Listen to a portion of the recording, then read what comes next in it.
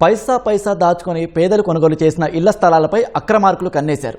కర్నూలు జిల్లా ఆదోని పట్టణ శివారు మండగిరి పంచాయతీ పరిధిలో సర్వే నెంబర్ 352లో 2.80 ఎకరాల పొలం ఉంది.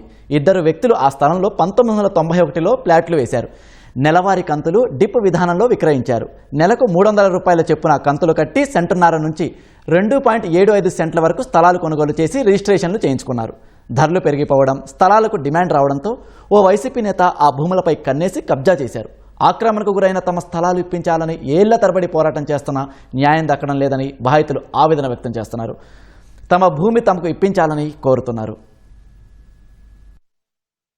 మేము ఏదో ₹10 కూడబెట్టుకొని మేము మా తల్లిదండ్రులు తీసుకున్నారు. అది భూ కబ్జా అయింది. ఆ లీడర్లకి ఏమైనా దేహాన్ని అడిగకపోతే పోతావా లేదా అని వార్నింగ్లు ఇస్తున్నారు. అధికారులు కూడా బడాబాబులు తొత్తులు అయిపోయినారు.